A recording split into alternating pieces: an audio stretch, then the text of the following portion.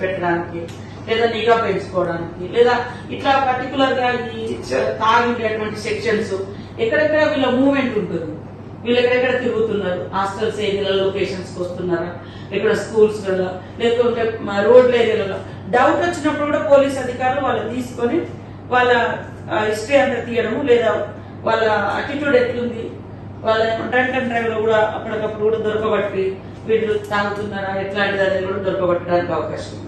So ఇట్లాంటివన్నీ మనం కొన్ని సెక్యూరిటీ పర్పస్ లో తీసుకొని ఇప్పుడు జరుగుతున్న రిగార్డింగ్ ఇది మెడికల్ డిపార్ట్మెంట్ స్ట్రైక్ ఉంది కాబట్టి వారి కోసం కూడా మనం ఒక స్పెషల్ గా కొన్ని నిర్ణయాలు తీసుకొని మేము భద్రత కల్పిస్తాము, మేము ఈ రకంగా తీసుకోబోతున్నాం అనే ఒక గుడ్డకారులు కూడా హాస్పిటల్స్ కావచ్చు, స్కూల్స్ కావచ్చు, హాస్టల్స్ కావచ్చు, లేదా వర్కింగ్ ప్లేసెస్ ఎక్కడెక్కడ ఉన్నాయో వాటి మీద వాటితో ఒక స్పెషల్ కమిటీ, ఒక ఎస్ఐ ఉంటారు, లేదా ఇన్స్టిట్యూషన్ హెడ్ ఉంటారు, లేదా ఆ సంబంధించిన వర్కర్స్ నుంచి ఒకరిని తీసుకొని మంత్లీ 15 days ఒకసారి వాళ్ళ సేఫ్టీ సంబంధించినటువంటి అంశాలను డిస్కస్ చేసుకోవడం, లేదా ఏదైనా డౌట్స్ ఉంటే ఈ కమిటీని అప్రోచ్ కావడం, ఇట్లాంటి కొన్ని పాయింట్స్ మనం ఫ్రేమ్ చేసుకుంటే మరి పోలీస్ నుంచి కూడా ఇప్పుడు ఏమైతుందంటే వాస్తవానికి ఆ అమ్మాయి అయితే తన ఇంట్లో ఉన్నట్టుగానే ఫీల్ అవుతాం.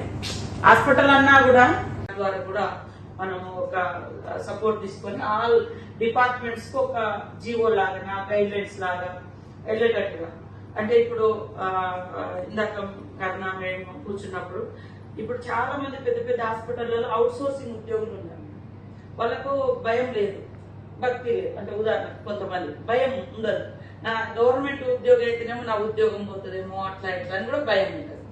కానీ అవుట్ సోర్సింగ్ లలో ఎవరు ఎక్కడి నుంచి వస్తున్నారు, ఎక్కడి నుంచి ఎవరెవరు ఏ వివిధ రాష్ట్రాల వాళ్ళు కూడా వర్కర్స్ గా పనిచేస్తున్నారు. సో వాళ్ళు ఎలాంటి యాక్టివిటీస్ చేసి ఎక్కడికి వెళ్ళిపోతారో ఎక్కడ తప్పించుకుంటారో కూడా తెలియదు.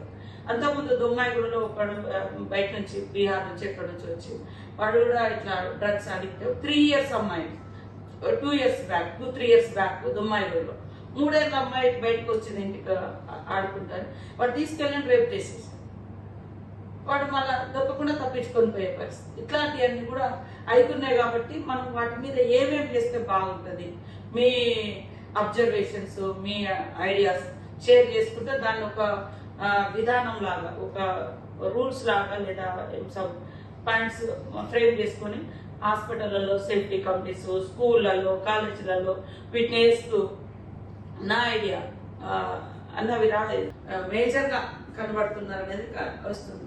అంటే దాని వెనుక మూలాలను కూడా మనం వెతికి మనము డిస్కస్ చేసుకోవాల్సిన అవసరం. ఇది లాంగ్ టర్మ్ లో మనం ఇంకా కొంత టైం తీసుకొని ఇట్లాంటి 1-2 మీటింగ్ కూడా పెట్టుకుందాం.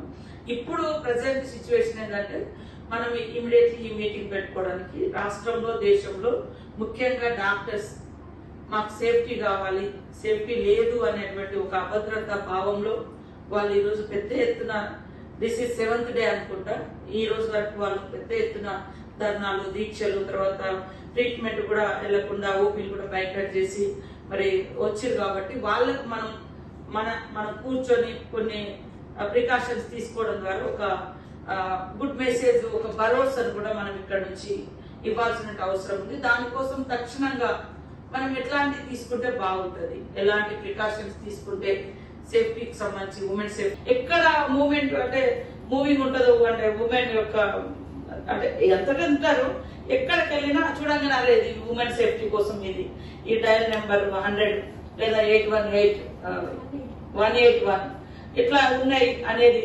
తర్వాత మనం తీసుకునేటువంటి నిర్ణయాల గురించి గవర్నమెంట్ కూడా సీరియస్ గా ఉంది అనేటువంటిది కూడా కింది వరకు వెళ్ళడం, ఒక తప్పు చేయాలి ఒకటి ఎట్లుందంటే ఇంట్లో కూడా మనము సేఫ్టీగా ఉంటున్నాం అనే భరోసా లేకుండా పోతుంది.